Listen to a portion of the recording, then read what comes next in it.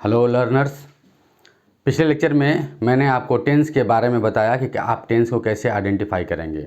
वह जाता है प्रेजेंट इंडेफिनिट, वह जा रहा है प्रेजेंट कंटिन्यूअस, वह जा चुका है या वह गया है प्रेजेंट परफेक्ट, वह 2 घंटे से खा रहा है प्रेजेंट परफेक्ट कंटिन्यूअस, वह जाता था या वह गया पास्ट इंडेफिनिट, वह जा रहा था पास्ट कंटिन्यूअस, वह जा चुका था या वह गया था पास्ट परफेक्ट, वह 2 घंटे से खा रहा था पास्ट परफेक्ट कंटिन्यूअस, वह जाएगा फ्यूचर इंडेफिनिट, वह जा रहा होगा फ्यूचर कंटिन्यूअस, वह जा चुकेगा फ्यूचर परफेक्ट, वह 2 घंटे तक काम करता रहेगा, 2 साल तक काम करता रहेगा फ्यूचर परफेक्ट कंटिन्यूअस। आज टाइम है वर्ब के बारे में जानने का और हेल्पिंग वर्ब के बारे में जानने का। पहले तो मैं आपको बता दूं कि टोटल जो 12 टेंस हैं उसमें 6 कंटिन्यूअस हैं। प्रेजेंट पास्ट फ्यूचर का कंटिन्यूअस और प्रेजेंट पास्ट फ्यूचर का परफेक्ट कंटिन्यूअस, कुल मिला के 6 टेंस हो गए। इसके बाद इन 6 टेंस में वर्ब के साथ आईएनजी लगाते हैं, ठीक है, गो से गोइंग, वॉक से वॉकिंग एक्सेट्रा। अब आ जाइए परफेक्ट टेंस में। 3 परफेक्ट टेंस हैं, present perfect, past perfect, future perfect. तो इन तीनों में V3, मैं उम्मीद करता हूँ कि आप V1, V2, V3 जान रहे होंगे। वर्ब का पहला फॉर्म अपने आप में वर्ब है, जैसे गो, वॉक एक्सेट्रा। अब V2 होता है, V3 होता है, तो कहीं कहीं ईडी लगा के काम चलाया जाता है, कहीं कहीं आप जानते हैं, इसका डिटेल देने की आवश्यकता नहीं है। जैसे गो, वेंट, गॉन, इसमें ईडी नहीं लगा है, तीनों का अलग अलग तरीके से दिख रहा है। गो के लिए V2 है वेंट और गॉन है V3। तो आगे हम लोग यह देखेंगे कि अब बचा present indefinite, past indefinite, future indefinite. Past indefinite के अफर्मेटिव सेंटेंस में V2 का यूज किया जाता है। बाकी जब उसमें डिड लग जाएगा, पास्ट इंडेफिनिट को नेगेटिव या इंट्रोगेटिव मोड में बनाना चाहेंगे आप और डिड लगाएंगे तो फिर V1 लगाना है, वहाँ पर V2 नहीं लगाना है। तो तीनों टेंस में V1, केवल पास्ट इंडेफिनिट के अफर्मेटिव सेंटेंस में V2। मैंने 12 टेंस के बारे में बताया, 6 के साथ आईएनजी, परफेक्ट टेंस तीनों के साथ V3 और इंडेफिनिट के साथ V1, सबके साथ। बस पास्ट में आपको ध्यान रखना है कि अगर अफर्मेटिव सेंटेंस हो, अफर्मेटिव सेंटेंस क्या है, सिंपल, वह जा रहा था, मतलब ये तो कंटिन्यूअस का है, बट इंडेफिनिट में वह जाता था या फिर वह गया तो ही वेंट, यह आपको अफर्मेटिव सेंटेंस आप ही वेंट बोलेंगे। वह नहीं गया, ही डिड नॉट गो, क्या वह गया, डिड ही गो, तो आपको यह रखना है। वह जाता था, ही वेंट, वह नहीं जाता था, ही डिड नॉट गो, क्या वह जाता था, डिड ही गो। अब देखिए, वह गया, वह जाता था, दोनों इंडेफिनिट है, पास्ट इंडेफिनिट है, इसलिए दोनों का सेम ट्रांसलेशन होगा।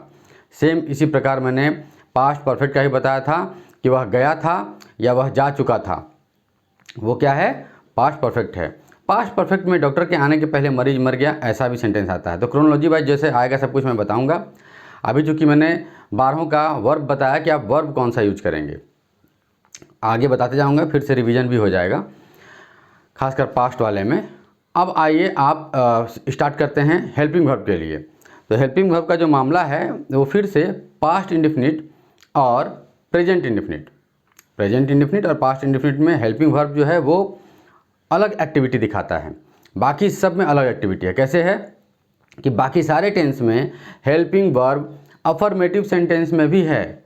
वह जा रहा है, ही इज़ गोइंग, वह नहीं जा रहा है, यह प्रेजेंट कंटिन्यूअस का है, वह नहीं जा रहा है, ही इज़ नॉट गोइंग, तो वहाँ पे है, अफर्मेटिव में भी है।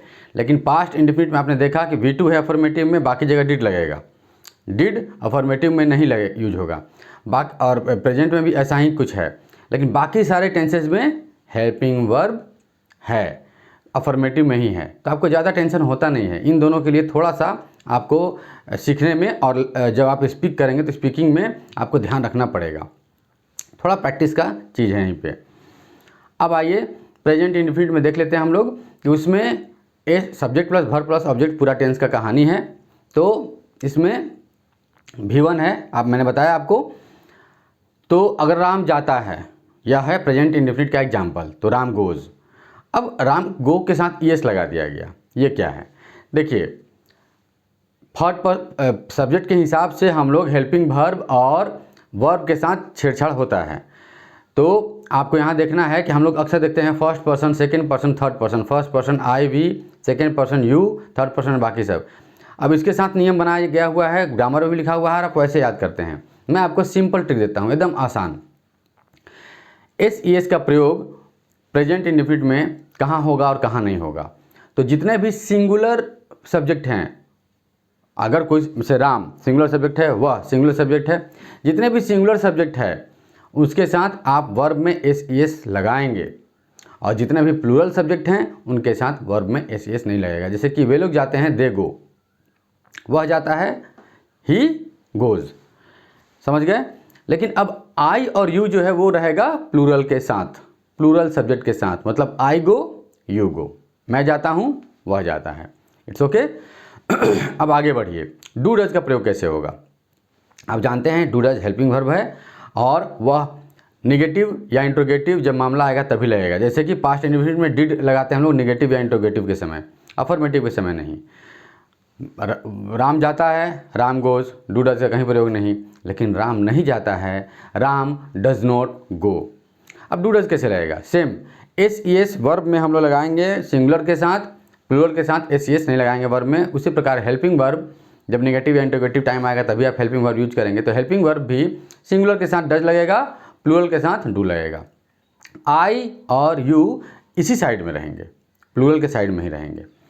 तो मैंने बताया भी कि मैं नहीं जाता हूँ, आई डू नॉट गो, वह नहीं जाता है, ही डज नॉट गो। अब आप कहेंगे कि गोज क्यों नहीं लगा, वह के साथ वर्ब में लगाना है। तो जो डू है उसी में ईएस लगा दिया गया है, टेक्निकल टर्म है, इसीलिए डू डज ईएस लग चुका है, एस या ईएस लग चुका, दैट्स वाई अब वर्ब में नहीं लगेगा। जैसे ही डज का प्रयोग कर देंगे आपको वर्ब में फिर नहीं लगाना है। मतलब नेगेटिव इंट्रोगेटिव हुआ, डू या डज लगाना ही है, तो वर्ब में आप क्लियर रहिए कि V1, ठीक है।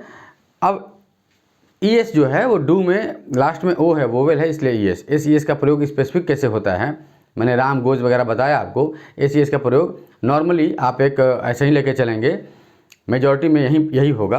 अब स्पेशल इसमें कुछ मैं बताऊंगा बाद में, अभी टेंस चल रहा है। तो किसी भी वर्ब के लास्ट में वोवेल हो, AEIOU हो, तो आप ईएस का प्रयोग करेंगे। ये एक नॉर्मल टर्मिनोलॉजी है, इसमें स्पेसिफिक मैं बाद में बताऊँगा। तो ये हो गया प्रेजेंट इंडेफिनिट। प्रेजेंट कंटिन्यूअस, वह जा रहा है, तुम खा रहे हो, मैं दौड़ रहा हूँ, यह है प्रेजेंट कंटिन्यूअस। इसमें इज आर एम का प्रयोग किया जाता है। अब मैं लगातार हर जगह हेल्पिंग वर्ब बताऊंगा। स्टार्टिंग में स्लो चल रहा है, बाद में आप स्पीड में कैच करेंगे, मैं स्पीड में बता दूंगा। तो is are am, is singular के साथ, आर प्लूरल के साथ सब्जेक्ट, इज सिंगुलर के साथ, आर प्लूरल के साथ। यहाँ पे एम जो है वो केवल और केवल आई के लिए है, आई एम। मैं जा रहा हूँ, आई एम गोइंग। वह जा रहा है, ही इज़ गोइंग। और वे लोग जा रहे हैं, दे आर गोइंग। तुम जा रहे हो, यू आर गोइंग। ओके, आप समझ गए होंगे कि कैसे प्रयोग करना है। मतलब सिंगुलर के साथ इज, प्लूरल के साथ आर और आई के साथ एम। बच गया यू, सिंगुलर है वो इधर नहीं रहेगा, यहीं रहेगा। यू ऑलवेज पूरे टेंस में प्लूरल के साथ खड़ा रहता है। आई चेंज होगा, जैसे यहाँ पर आवाज़ के लिए आ गया, फिर हैज़ हैव में अगला टेंस में हैव में प्लूरल, हैज़ में सिंगुलर, मतलब सिंगुलर सब्जेक्ट के साथ हैज़, प्लूरल सब्जेक्ट के साथ हैव, और आई यू हैव के साथ रहेगा। लेकिन जब आप आगे बढ़ेंगे तो मैं बताऊंगा कि पास्ट टेंस में केवल वाज वेयर का मामला है, बाकी तो डिड और हैड जो लगेगा, परफेक्ट टेंस में हैड लगाते हैं, सबके साथ लगेगा, आपको टेंशन लेना नहीं है। परफेक्ट कंटिन्यूअस में हैड भी है, टेंशन लेना नहीं है। और शैल विल चारों में लगता है फ्यूचर में, तो शैल विल का प्रयोग।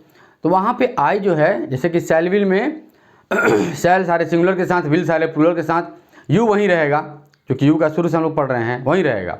आई चला जाएगा शैल के साथ। वाज वेयर में वाज सिंगुलर, वेयर प्लूरल, आई चला जाएगा वाज के साथ। तो पास्ट और फ्यूचर में आई चला जाता है वाज के साथ, यू वहीं है, वो यू वहीं बना हुआ है। प्रेजेंट में आई भी वहीं बना रहता है, जैसे डू डज, जैसे एस और सिंपल वर्ब, जैसे हैज़ हैव, प्रेजेंट में वैसे बना रहता है। बस प्रेजेंट के कॉन्टिन्यूअस में आई के लिए एक एम अलग से है। मैंने पूरा क्लियर किया आपको हेल्पिंग वर्ब कि आई यू जो first person, second person, third person पढ़ते हैं, उसके पॉइंट ऑफ व्यू से आपका मैंने क्लियर किया। अब आगे देखते जाते हैं कि कहाँ कहाँ क्या क्या है। हालांकि क्लियर हो चुका है, फिर भी मैं अब क्लियर कंप्लीट करूँ कि परफेक्ट टेंस में भी3 लगता है, तो वह चुका है, ही हैज़ गॉन। और कोई कहेगा कि वह नहीं गया है, वह, चलिए पहले लेते हैं कि वह गया है, तो ही हैज़ गॉन, वह नहीं गया है, he has not gone, simple. Go went gone, तो V3 लगाना है यहाँ पे। अब आइए प्रेजेंट परफेक्ट कंटिन्यूअस में, वहाँ पे वह 2 घंटे से पढ़ रहा है, तो वहाँ पे आपको लिखना होगा कि हैज़ बिन लगाते हैं, हैव बिन, हैज़ बिन। तो हैव का प्रयोग जानते हैं, आप कर लेंगे। बिन हर जगह लगता है, BEEN। तो ही हैज़ बिन रीडिंग, 2 घंटे से पढ़ रहा है, फॉर 2 आवर्स। अब देखिए वहाँ पे फॉर और सिंस जो है, सिंस लगाएंगे नाम हो समय का, जैसे 1980, संडे, मंडे, ट्यूसडे, कुछ भी हो, अप्रैल, 2 अप्रैल, 2 PM।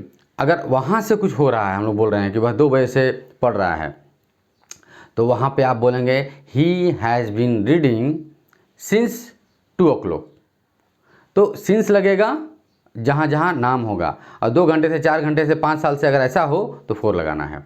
आगे बढ़ते हैं, पास्ट इंडेफिनिट, जो कि मैं पहले ही बता दिया मैंने। इसमें 2 तरह के सेंटेंस होते हैं, वह गया, वह जाता था। तो वह गया, वह जाता था, ही वेंट, दोनों का बनेगा। वह नहीं जाता था या वह नहीं गया, ही डिड नॉट गो।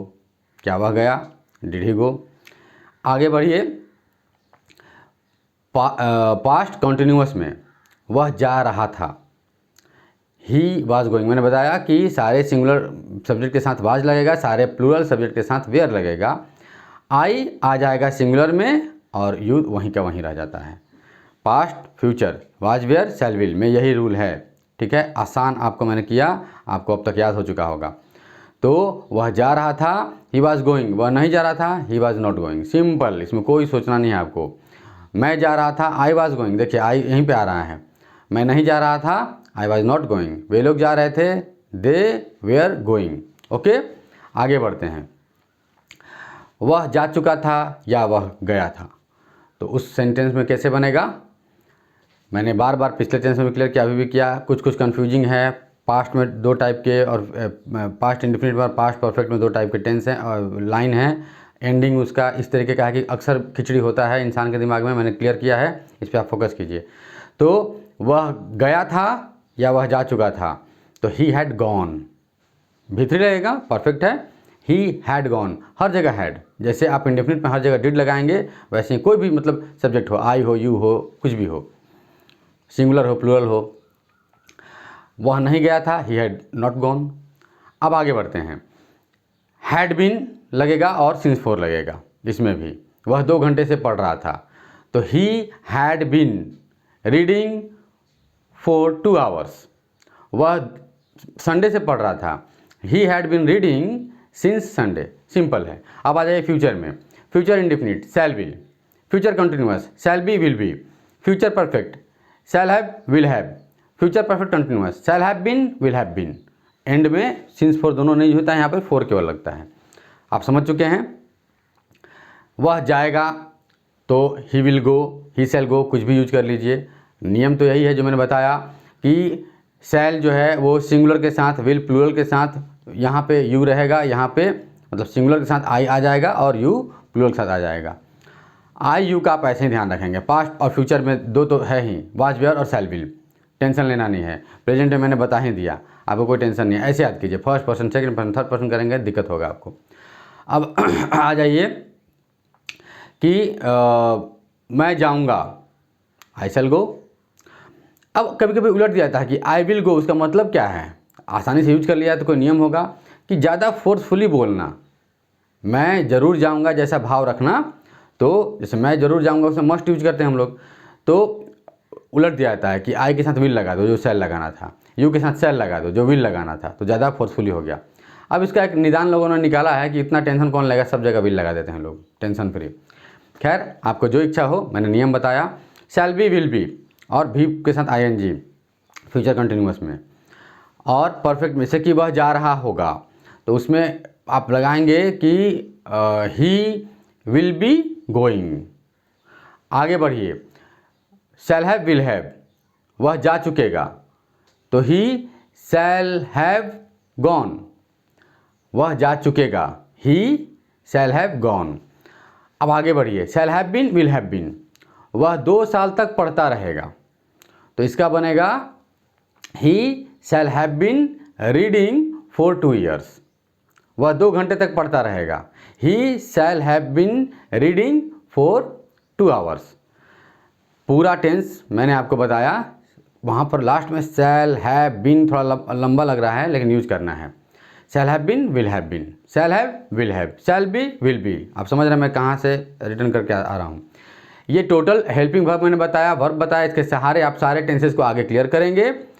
अब सारे, जैसे हर जगह मैंने यहाँ एग्जाम्पल दिया भी टेंस में कि कोई ना कोई एग्जाम्पल बोल करके आपको उसको एलेबोरेट किया, बट उसको ट्रांसलेट किया, बट आगे चल करके 2-4 क्रिटिकल सेंटेंसेस को लेकर के मैं क्लियर करूँगा सारे टेंसेस को। इसके बाद हम लोग लगातार इंग्लिश पे वर्क करेंगे इस तरीके से कि कोई ना कोई मैं छोटा छोटा स्टोरी बताऊँगा इंग्लिश में, केवल इंग्लिश में। जहाँ एसेंशियल होगा वहाँ किसी वर्ड मीनिंग का हिंदी बोल दूँगा, जहाँ एसेंशियल होगा वहाँ समझाऊँगा उस लाइन को तोड़ करके, ठीक है। क्योंकि टेंस आपको पता होगा तो सब कवर करेंगे। पैसिव भी बताऊँगा इसी भी दरमियान, ताकि पैसिव जब जब आए, जब भी इज के बाद गॉन आ जाए तो फिर आप कहेंगे कि सर ने तो इज के बाद आईएनजी लगाने को बताया था, यहाँ गॉन कैसे आ गया। तो वो पैसिव है, वो मैं बताऊँगा नेक्स्ट वीडियो में। पहले टेंस को क्लियर कर लिया जाए, फिर उसके बाद पैसिव। Thank you.